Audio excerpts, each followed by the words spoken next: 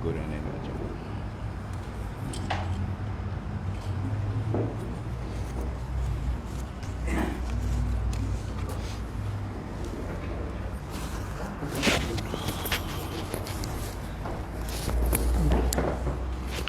Astaghfirullahaladzim.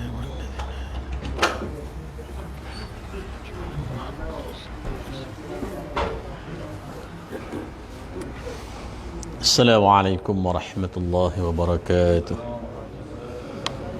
Alhamdulillah nahmaduhu wa nasta'inuhu wa nastaghfiruh. Wa na'udzu billahi min shururi anfusina wa min sayyiati a'malina. Man yahdihillahu fala mudilla lahu wa man yudlil fala hadiya lahu. Asyhadu an la ilaha illallah wahdahu la syarika lahu.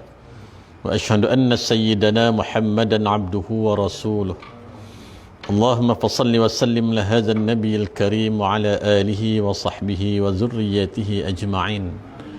Subhanaka la ilma lana illa ma 'allamtana innaka antal alimul hakim. Wa la hawla wa la quwwata illa billahil aliyyil azim. Allahumma rabbi shrah lana sudurana wa yassir lana umurana wahlul 'uqdatam min alsinatina yafqahu qawlana amin. Faya ayyuhal mu'minun ittaqullah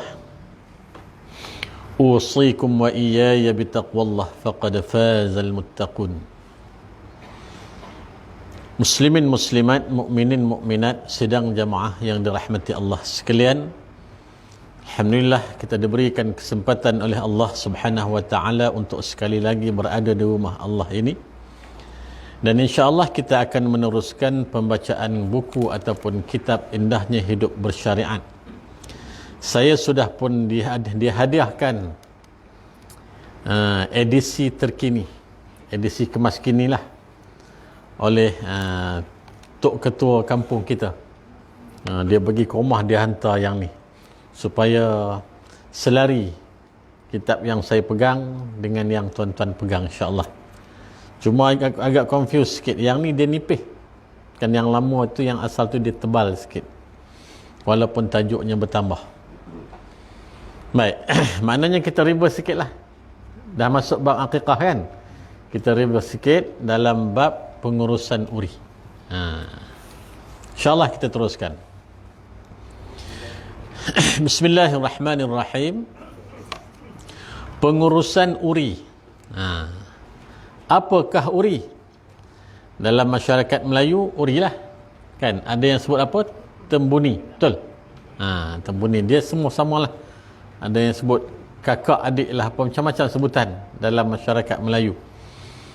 Cuma bahasa standardnya uri. Apa dia sebut di situ? Apakah itu uri? Uri disebut al-mashimah. Itu sebutan di dalam kitab-kitab lah, dalam kitab hadis dan sebagainya. Al-mashimah dalam bahasa Arab. Uri atau dikenali juga sebagai placenta adalah sesuatu yang keluar sesudah bayi dilahirkan. Yang ni muktamad, semua orang faham kan, semua orang dah tahu. Uri adalah satu organ yang bersambung dengan tali pusat yang berfungsi sebagai alat yang membekalkan makanan dan oksigen kepada bayi dalam kandungan. Clear bab tu. Kita semua pernah tengok uri. Kita semua kenal apa itu uri. Baik, bagaimana kedudukan uri dalam rahim ibu? Boleh rujuk kepada gambar rajah yang ada di dalam kitab itu, dalam buku tu. InsyaAllah boleh tengok sikit-sikit kan. Tak payah kita ulas lah. Kalau saya ulas sendiri, saya jadi doktor. Kan? Saya tak nak jadi doktor. Cukuplah jadi ustaz. Baik. Kemudian seterusnya, uri menurut pandangan Islam. Islam pandang uri ini macam mana? Menurut pandangan Islam, uri adalah suci. Kena ingat tu, uri adalah suci, dia bukan najis. Kena faham tu. Dalam Islam, uri adalah suci dan tidak boleh dijual atau diperdagangkan. Kenapa dia cakap macam tu? Ada sindiket yang memang kerja dia menjual uri. Sebab katanya uri ni dia ada keistimewaan tersendiri, terutamanya di dalam bab-bab barang makeup Katanya begitulah, kita pun tak tahu, wallahu alam. Jadi dalam Islam urin ni suci, tak boleh dijual ataupun diperdagangkan. Itu nak kena faham betul-betul. Oleh sebab itu uri perlu ditanam dan diuruskan dengan cara yang baik. Dia hendaklah ditanam. Bukan makna kata ianya wajib ditanam, tak. Ia perlu ditanam dan diuruskan dengan cara yang baik. Dia tak sampai tahap wajib. Ia perlu ditanam. Cumanya kita orang Islam ni tinggi dengan akhlak dan budaya Melayunya, kan. Wajibkanlah pada diri kita. Janganlah buang benda tu bersepah-sepah, kan. Namun lagi benda yang dipandang suci dalam agama, uruskan dengan cara yang cukup berakhlak. Kenapa perlu ditanam? Perkara ini telah disebut oleh Rasulullah sallallahu alaihi wasallam melalui hadis berikut.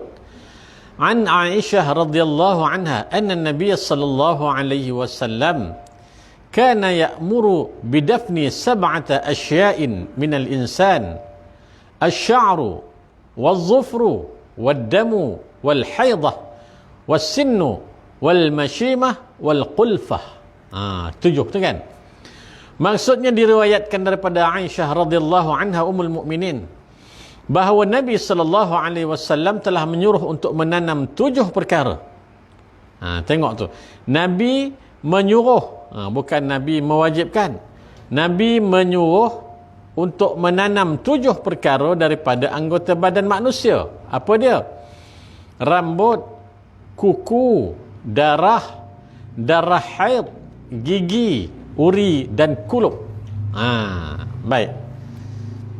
Benda ni, semua ini Nabi suruh kita tanam. Contohnya kita potong rambut. Potong rambut di rumah ataupun di kedai. Sunat kita ambil rambut tu bawa balik ke rumah, kita tanam. Ataupun kalau kita potong di rumah, kita tanam. Habis tu Ustaz, dekat Mekah pun tak tanam. Dia mula mari dia macam tu lah, kan. Dia mula nak berfatwa, kan. Kat Mekah nak tanam kat mana? Nak kena pelangkung kepala, kan. Main menggali-gali tak tentu arah, kan. Bila kita dah tahlul tu, dia dah cukur tu, ucapkanlah selamat tinggal. Dia bukan wajib tanam, tapi disunatkan kita tanam. Tapi kalau kita ada kesempatan tanam, tanamlah. Begitu juga dengan kuku, begitu juga dengan gigi. Gigi yang tercabut, jangan main buang je. Sebaik-baiknya tanam. Nak buang, tak jadi masalah, tak berdosa pun. Tapi sebaik-baiknya tanam, sebab Nabi suruh tanam. Begitu juga wal mashimah, uri ini Nabi suruh kita tanam. Dan wal qulfah, kulup. Tahu pocik kulup? Kulup ni belalai lah. Kulup ni belalai lah, kan. Bila anak kita berkhitan, orang Melayu sebut khatan, dia sebutan-sebutan berkhitan. Bila berkhitan, kulup dipotong, kan. Kulup tu ambil tanam. Orang dulu-dulu kulup dia ambil, dia simpan dalam kain, dia buat kenang-kenangan. Besok bila cucu dia nak bersunat, ni atuk punya dulu apa? Itu tunjukkan. Tak payah simpan, dia tak payah hantar museum pun. Kulup tu dah habis potong, tanam. Cuma kaedah sekarang, bila dia pakai macam laser tu, kan. Dia tak nak cari kat mana kulup tu, dia hilang macam tu je. Dia terbakar, terbakar. Kaedah perubatan hari ni, berkhitan cara hari ni. Tapi kalau kita kat kampung dulu pakai modem tu, potong, kulup tu sunatnya tanam. Sebab dia lahir bersama-sama dengan kita. Dia adalah anggota badan kita. Jadi hormati dia. Hukum menanam uri. Apa hukum menanam uri bayi ni? Hukum menanam uri bayi adalah harus. Ditulis itu, kan. Tukar sikit. Hukum menanam uri bayi adalah sunat. Kalau kita cakap pada harus sahaja, tak dapat pahala, kan. Bila sebut sunat, dapat pahala. Nampak, kita nak pahala, kan. Jadi hukum menanam uri bayi adalah sunat atas tujuan menjaga kebersihan dan kesucian uri tersebut dan perlu dilaksanakan dengan sebaik mungkin. Hukumnya, bila kata sunat, macam mana boleh jadi sunat? Nabi suruh. Setiap benda yang Nabi suruh dah jadi sunat lah. Ada atas ni, kan. Hadis yang kita baca kat atas ni, 7 benda ni kata Nabi, kamu tanam dapat pahala. Benda yang Nabi buat, kemudian kita buat, dapat pahala. Mudah je hidup ni kan. Ikut macam mana yang Nabi buat. Dengan cara yang sebaik mungkin. Bukan main tanam-tanam macam tu je. Kena pilih-pilih juga tempat dia kan. Baik. Tujuan menanam uri ni apa? Uri perlu dibersihkan dan ditanam supaya tidak digonggong dan dimakan oleh hayawan. Dan sebagai satu fitrah dalam menghormati tubuh badan manusia yang merupakan sebahagian daripada anggota badan manusia yang dicipta oleh Allah Subhanahu wa taala. Uri ini juga dikira sebagai sebahagian daripada anggota yang dianugerahkan oleh Allah Subhanahu wa taala. Samalah macam gigi, macam kuku, kulup semua tadi tu kan. Kita tanam sebab kita nak bagi penghormatan kepada anggota badan yang diciptakan dengan begitu sempurna oleh Allah taala.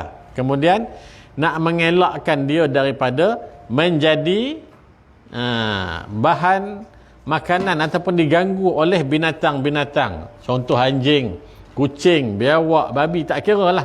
Tikus ke apakah. Jadi, uri ini hendaklah ditanam. Hukumnya sunat.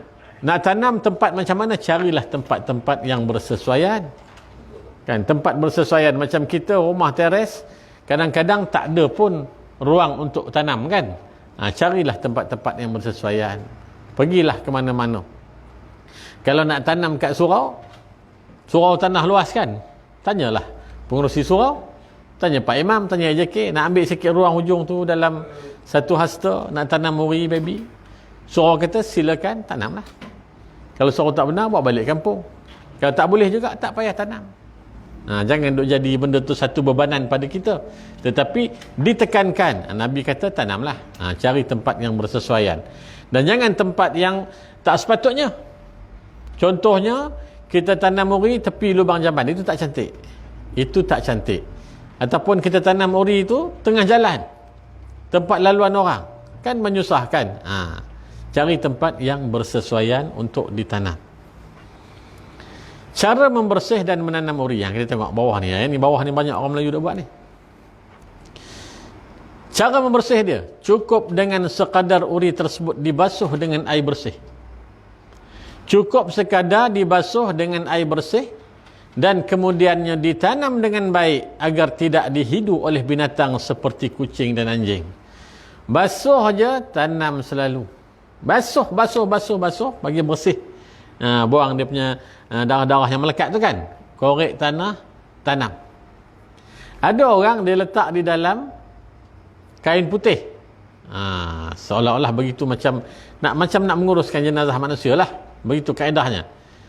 Tidak ada yang hadis yang menyebut kena balut kain putih dan sebagainya. Tapi kita nak buat. Tidak menjadi suatu larangan. Letaklah dalam kain putih, dalam periuk, dalam apa pun. Letaklah kemudian tanam. Tak jadi masalah. Letaklah terus pun. Tak payah letak dalam apa-apa kain, apa benda pun. Boleh. Kerana itulah pada asalnya begitu. Namun terdapat masyarakat Melayu yang membasuh uri dengan menggunakan asam dan garam. Adakah hal ini salah? Sekiranya hal ini bertujuan untuk menghilangkan bau uri tersebut sebelum ditanam, maka ia adalah harus bagi mengelakkannya daripada dihidu oleh kucing dan anjing. Biasanya ayah-ayah basuh uri kan? Ke biar mak mentua basuh? Sendiri basuh kan? Muka kemah nampak tu. Betul tu. Baik, basuh sendirilah kan. Kita suami basuh sendiri. Saya 4 anak saya basuh sendiri. Tapi arwah mak mentua lah. Arwah mak mentua dia selalu pesan, kau kena letak asam ni lah. Parah asam Jawa, parah asam limau, dia pesan kan. Tapi dia pun senyum-senyum lah. Dia suruh tu. Dia kata aku cakap lebih-lebih dia, aku kena balik kan. Agaknya begitulah. Saya kata boleh mak, boleh. Sebab dia ada keharusan. Sebab kita nak bagi dia hilang bau darah tu. Supaya tak dihidu oleh binatang yang dah ada melata atas muka bumi ni kan. Jadi kita perah asam semua, letak garam sikit kan, kita basuh balik, tanam uri tersebut. Okey, tak jadi masalah.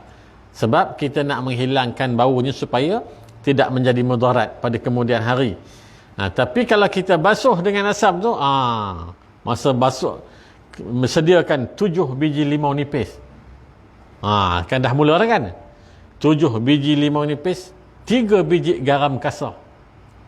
Gaul tu naklah mengikut secara tawaf. Habis tak ada satu hadis pun suruh buat macam tu kan. Tapi kalau memang kita nak buat untuk semata-mata nak hilangkan bau, okey, dia tak jadi masalah. Silakan. Sebab apa dia pesan bawah ni? Menjauhi perkara-perkara khurafat dan tahyul.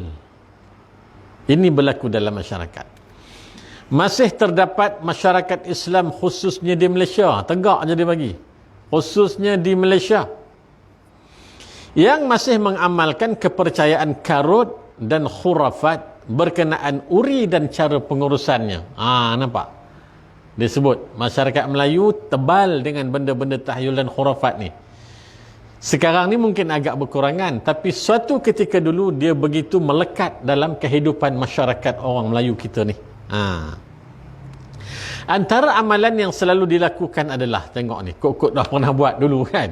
Betul buatlah hari ni, kok-kok dulu pernah buat kan, tapi rasa muka-muka ni semua tak buat. Alhamdulillah. 1. Menanam uri bersama pensel dan buku, agar bayi tersebut menjadi bijak dan pandai. Usah anda kan. Ambil pen satu dengan nota satu, buku nota, balut elok-elok, ikat, letak dalam kain putih tu, tanam. Bersemadilah uri ni di sini.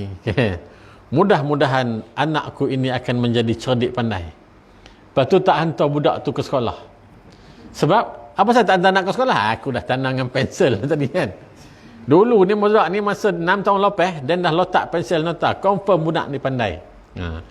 Budak tu dia tak akan pandai lah kan. Sebab menuntut ilmu itu wajib.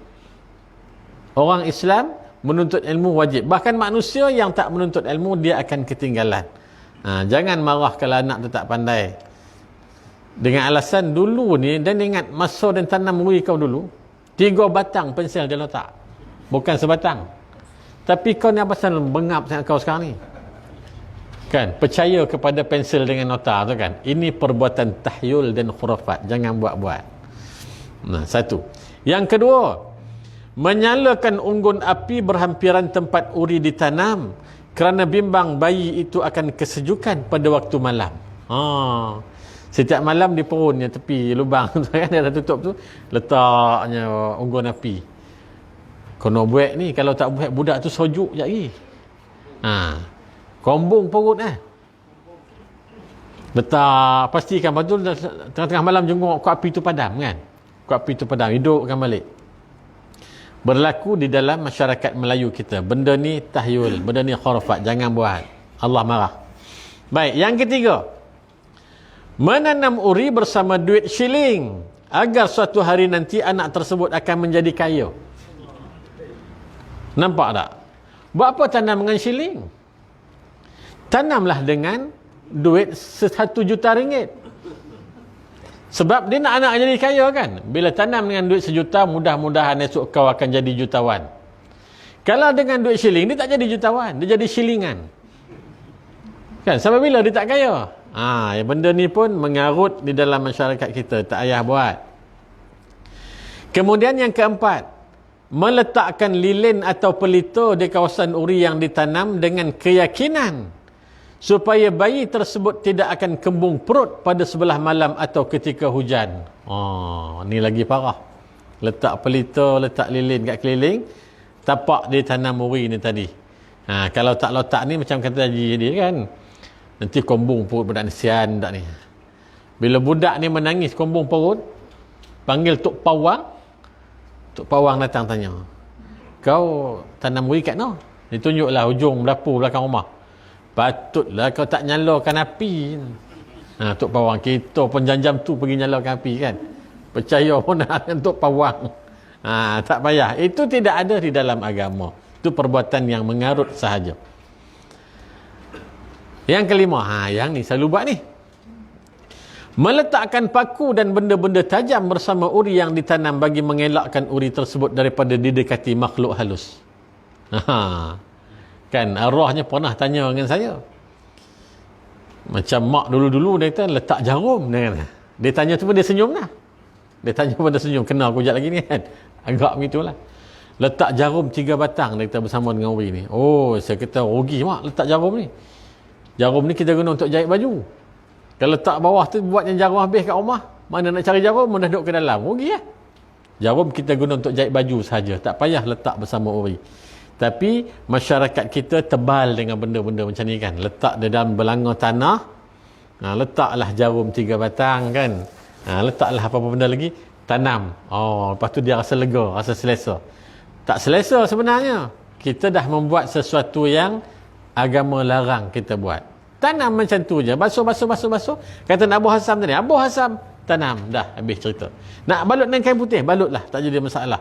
Nak letak dalam bekas apa pun, letaklah. Untuk keselesaan kita nak buat kerja tu bagi selesai, buatlah. Tapi benda-benda ni jangan buat. Sebab apa? Sebabnya sebagai Muslim yang beriman kepada Allah dan Rasulnya, kita orang Islam kan, orang Islam kena ikut Rasul lah.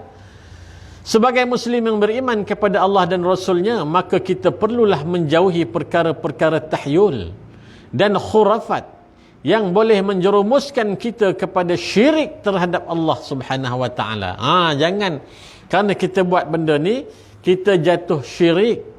Mungkin kita akan berhujah, aku tetap mengatakan Allah Tuhan, aku tak pernah kata Allah tu ada Tuhan selain daripada Allah. Syirik ada dua. Asyirkul asghar, asyirkul akbar. Kena ingat.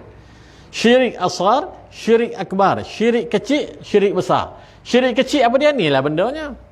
Berkeyakinan kepada selain daripada Allah Ta'ala. Dia tak mengatakan ada Tuhan selain daripada Allah, tapi dia yakin kalau dia letak lilin, dia letak jarum ni, budak ni selamat daripada gangguan makhluk-makhluk halus. Dia yakin begitu kan.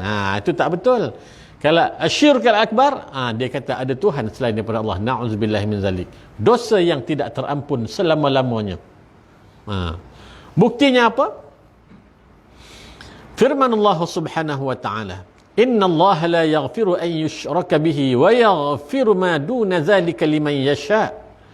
Wa man yushrik billahi faqad iftara isman 'azima." Nampak Allah sebut apa? Sesungguhnya Allah tidak akan mengampunkan dosa syirik mempersekutukannya. Allah tak akan ampun. Baca kitab dosa-dosa besar. Kan? Kitab dosa-dosa besar yang kita duduk mengaji tu kan. Atas sekali apa dia? Yang pertama, tajuk dalam kitab dosa-dosa besar, asyirka billah.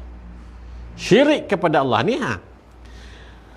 Allah tidak akan mengampunkan dosa syirik mempersekutukannya dan akan mengampunkan dosa yang lain daripada itu bagi sesiapa yang dikehendakinya, yakni menurut aturan syariatnya. Dan sesiapa yang mempersekutukan Allah, yakni dengan sesuatu yang lain, maka sesungguhnya dia telah melakukan dosa yang besar. Surah An-Nisa ayat 4. Baik. Apa cerita dia? Cerita dia kalau kita buat semua benda-benda yang tadi ni, cerita kita tanam itu ni, campur dengan itu ini, dengan berkeyakinan kepada perkara tersebut, takut-takut kita sudah pun melakukan perkara yang mensyirikkan Allah Subhanahu wa taala. Sedangkan Allah kata, dosa mensyirikkan Allah ini adalah dosa yang tidak terampun dalam apa cara sekalipun. Dalam apa cara sekalipun Allah tak akan ampunkan. Dosa lain, ceritalah minum marak ke apa benda, merompak, mencuri, membunuh, Allah akan ampunkan mengikut kehendak Allah Subhanahu wa taala. Tetapi kalau mensyirikkan Allah, tiada maaf bagimu. Duduklah dalam neraka tu selama-lamanya. Jangan buat-buat. Jadi benda-benda ni tak payah duk buatlah. Kalau sebelum ni mungkin kita pernah buat, kita mungkin tak buat, anak cucu kita mungkin buat.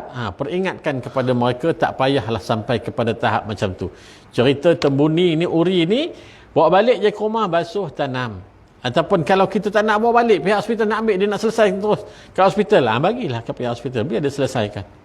Apa cara dia nak buat, terpulang. Tapi selalunya pihak hospital akan bagi pada kita kan. Bawa balik ke rumah, uruskanlah sebagaimana yang ditentukan oleh agama.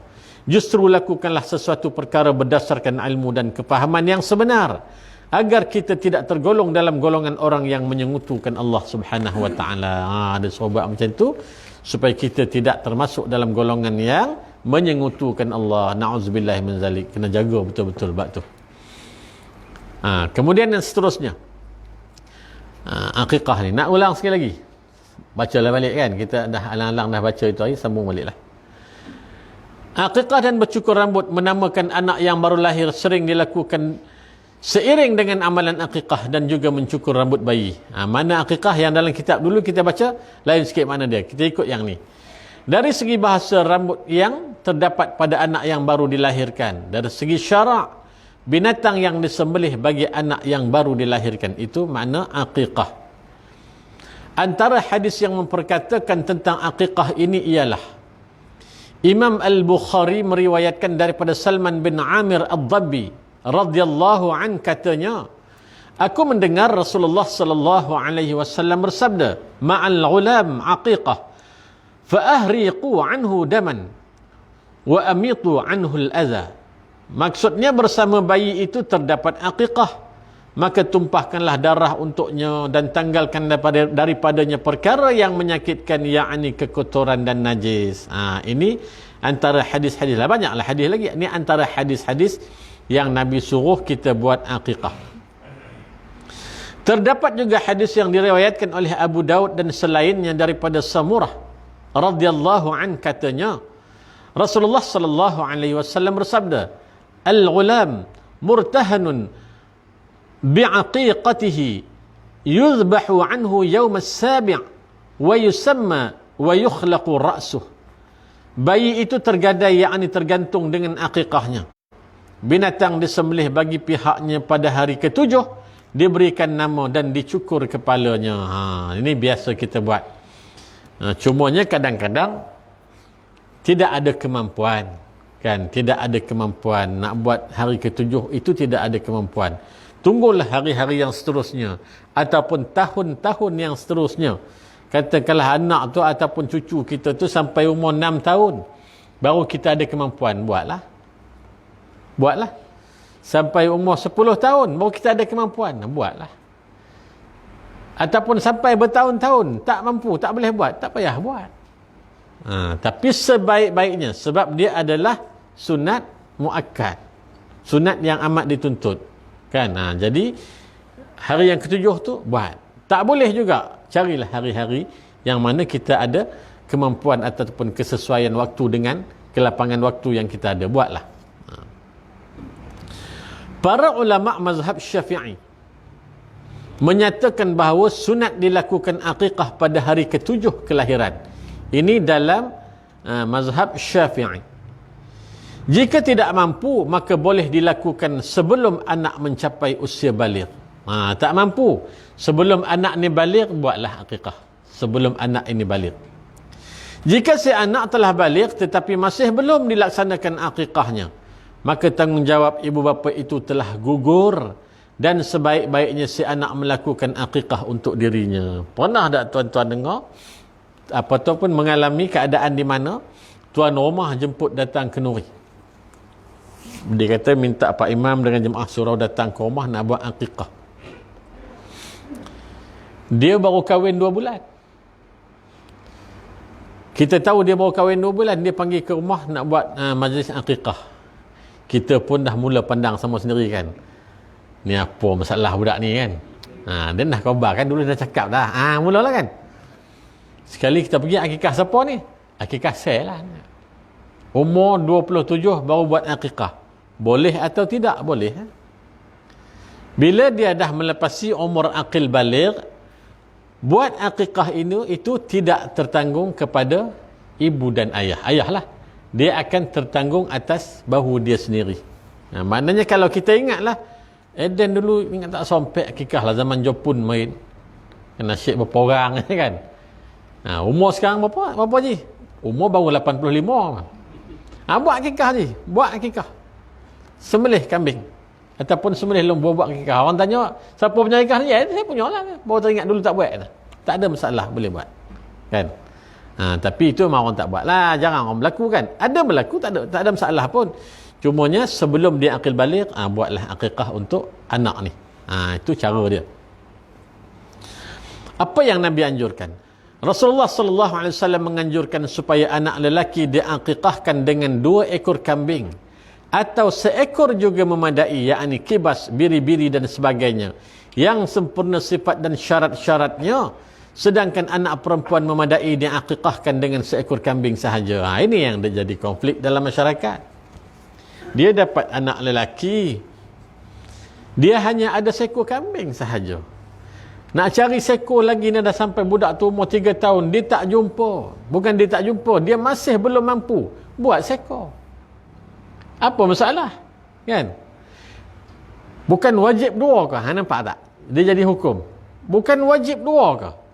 Nama lagi akikah tu sunat. Apa pula wajib 2 pula? Akikah tu pun dah sunat dah. Tiba-tiba kambing jadi wajib 2. Macam mana wajib 2 pula? Akikah itu sunat. Sebaik-baiknya anak lelaki 2 ekor kambing. Kalau tak mampu 2 seekor, tak jadi masalah. Selesai dah cerita akikah dia, selesai. Nabi kata sebaik-baiknya. Kan? Tapi kalau tak boleh 2 seekor, okey. Anak perempuan ataupun bayi perempuan seekor kambing. Dan boleh juga seekor lembu dikongsikan. Seekor kobau dikongsikan. Seekor unta dikongsikan. Samalah. Seekor lembu tu kita pakat-pakat dengan orang surau cari kambing. Kambing sekarang bapak mahal. Contohlah kan. Saya nak buat seorang ni saya tak mampu pula. Kongsi satu bahagian seorang. Seekor lembu buat akikah untuk anak atau cucu. Silakan. Tak jadi masalah. Boleh. Lembu pun atau kerbau pun boleh. Apa syarat-syarat akikah ni? Umur binatang sembelihan. Unta berumur 5 tahun atau lebih. Unta 5 tahun atau lebih. Lembu, kerbau berumur 2 tahun lebih. Kambing berumur 2 tahun atau telah bersalin gigi. Kibas berumur 1 tahun atau telah bersalin gigi. Yang ni kita dah bincang dalam kitab yang terdahulu kan. Dalam bab korban. Samalah. Yang kedua, syarat akikah ni. Binatang sembelihan sihat dan tidak cacat. Sama juga macam yang kita dah baca dalam bab korban dulu. Ketiga, daging akikah sunat dipotong mengikut sendinya. Tengok betul-betul. Daging akikah ini sunat dipotong mengikut sendinya. Jangan main balonnya. Dah lapar-lapar kambing, gedegang, naik lunyai kambing tu kau jual. Kan? Sunatnya apa? Ini Nabi buat macam ni. Dipotong mengikut sendinya dengan tidak memecahkan tulangnya sesuai dengan tujuan akikah itu sebagai fidak. Fidak ni dalam satu maksud lain pengorbanan. Dalam ni disebut apa? Mempertalikan ikatan antara diri anak dengan Allah Subhanahu wa taala. Maknanya dia tidak putus. Maksudnya kiasannya dia bersambung ibadah itu direct dengan Allah taala. Jangan kita pecah-pecahkan tulang daging akikah yang kita sembelih itu. Yang keempat, sunat disebutkan nama Allah dan nama anak yang dilahirkan ketika menyembelih binatang akikah dengan membaca Allahumma laka wa ilaika aqiqatu. Sebut nama. Nampak? Ya Allah, bagimu dan kepadamu akikah. Sebut nama anak tu. Masing-masing ada kitab kan. Boleh buat lepas ni. Allahumma laka wa ilaika aqiqatu Ali bin Muhammad. Contoh. Sembelih. Sunat. Benda ni sunat. Kita meraihkan anak ataupun cucu yang dilahirkan ini. Itu cara dia. Baik. Kemudian seterusnya. Tidak boleh berkongsi, misalnya beberapa orang berkongsi seekor kambing untuk mengakikahkan anak-anak mereka. Kambing tak boleh berkongsi. Lembu, kobau boleh berkongsi. Kambing tak boleh berkongsi. Nak kongsi juga boleh. 4 ekor kambing, kongsi 2. Boleh kan? 2 orang anak lelaki, 4 ekor kambing. Kau 2 dan 2. Selesai. Itu bukan kongsi. Itu memang dah betul-betul lah kan. Tapi seekor kongsi ramai-ramai tidak dibolehkan. Kemudian yang seterusnya, sebaiknya berakikah dengan kambing, tetapi dibolehkan juga berakikah dengan unta, lembu dan kerbau. Baik. Kita nak beli lembu seekor tak mampu. Beli kambing seekor tak mampu. Tiba-tiba dapatlah satu WhatsApp dari kampung.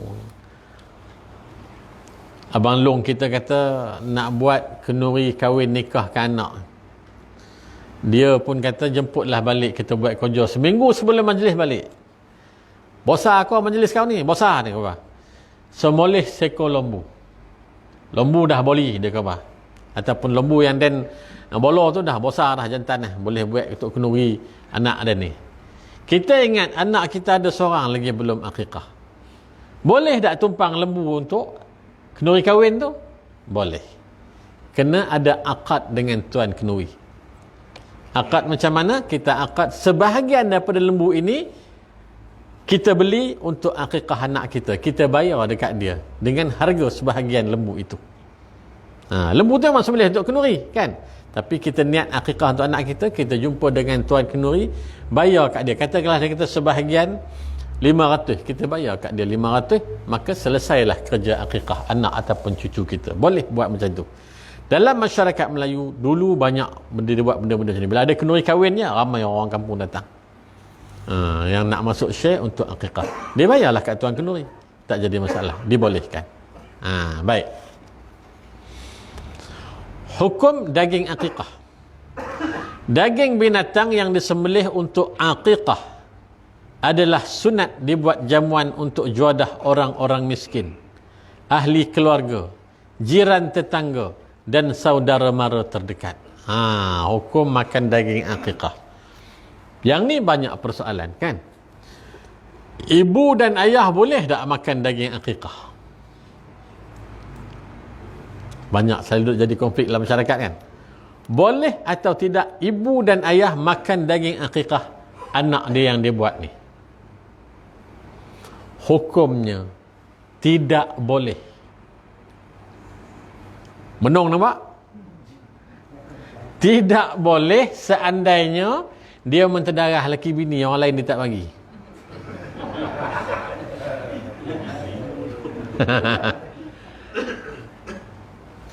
Boleh ibu dan ayah makan dengan syarat daging yang dimasak itu juga diberikan kepada fakir miskin, jiran, sahabat handai, keluarga yang lain. Macam biasa kita buat. Jangan pula kita buat lepas ni, jemput datanglah hari Ahad ni nak buat kekah cucu ni. Semoleh kambing bukan main meriah. Bila time jamuan, semilang sambal dengan ikan masin noneh. Satu surau cari mana kambing ni? Kambing dan bini dan dia. Dia makanlah rumah. Itu yang tidak boleh. Tapi mak ayah makan, dibagikan pula kepada orang ramai, maka itu tidak jadi masalah. Boleh makan. Orang yang buat akikah, dia tak boleh makan. Itu sebab akikah ni nak kena buat 7 hari selepas lahir ataupun sebelum akil baligh. Kan dia tak pandai makan kari kambing. Takkan 7 hari makan kari kambing dah. Itu anak jin nama. Kan? Bila sebut kari kambing ni, memang kita rindu ambil kari kambing ni kan. Yo betul. Terasa-rasa kari kambing Subadru. Kan? Lambat lagi lah tu kan. Doa-doa je lah kan. Bapak Covid ni supaya berlalu, mengarilah kita lepas ni. Kalau boleh kepala sekali lah. Baik. Boleh atau tidak daging akikah ini dijamu kepada orang kafir? Kan? Sah persoalan ni kan. Nak betul persoalan ni. Hukumnya ulama' 2 pendapat. Ini kena tengok sungguh-sungguh ni. Supaya jangan kita nak berbalah kan. Sebahagian ulama' dengan tegas mengatakan haram hukumnya. Sebab ini adalah perkara ibadah, perkara yang melibatkan syariat. Ibadah orang Islam. Dia bersangkutan dengan nas-nas ataupun hadis-hadis Nabi SAW. Jadi tak boleh sama sekali bagi orang kafir makan. Muktamad. Itu sebahagian ulama'. Sebahagian ulama' lagi kata boleh bagi orang kafir makan muktamad tanpa syarat. Nampak? Ada 2 pendapat. Sebahagian ulama' kata tak boleh sama sekali, sebahagian ulama' kata boleh. Jadi kita nak keluar daripada perdebatan ataupun kekhilafan ini macam mana? Diajarkan oleh ulama' kepada kita. Kita nak keluar daripada kelangkabut wahara ni kan, tak nak jadi fitnah dan sebagainya. Sedangkan jiran sebelah rumah kita, dia memang baik dengan kita. Dia memang jiran yang baik. Dia kafir, tapi kafir yang baik. Dia tak ada masalah dengan kita. Selalu tolong kita, kalau sakit pening kita, dialah orang yang ambil berat dan sebagainya. Jiran depan rumah terutamanya. Kan? Dia orang kafir. Kita dah buat kenduri raya rendah ni kan. Nampak macam ni duk golek kambing, gedung golek kambing kan. Dia duk tengok daripada jauh. Nak keluar daripada khilaf ini, caranya ulama selalu sebut, kalau kita buat masak gulai, contohnya kari lah, kita beli barang 1 kilo 2, masak satu lagi kari di rumah kita. Nanti bila kita dah jamu orang makan daging kari ni, kita bawa yang kita masak tadi bagi kat jiran sebelah. Ini daging kenduri. Dari sudut dakwahnya cantik tak? Cantik kan? Setengah ulama kata tak payah asing-asing. Mas beli kambing 2 kilo kat 1 kilo, campur dalam kawah yang sama, masak sekali. Dengan niat yang kita campur itulah yang akan kita bagi kepada dia dengan jumlahnya. Maka keluarlah kita daripada perbalahan tadi ni. Tak tahu nak milih yang mana satu. Kan? Itu cara Islam mengajar kita nak berdakwah kepada orang bukan Islam. Jangan kita tegak je kita, minta maaf lah, ini kita ni Islam punya, you tak boleh makan. Persepsi dia apa? Macam ni cara Islam nak jaga hubungan. Bonda sedap tak boleh, bonda tak sedap habis masuk rumah dan. Jadi macam itulah cara dia dibolehkan. Baik. Kemudian amalan mencukur rambut seterusnya. Anjuran mencukur rambut bayi sempena majlis akikah ini mengandungi hikmah khususnya dari segi kesihatan.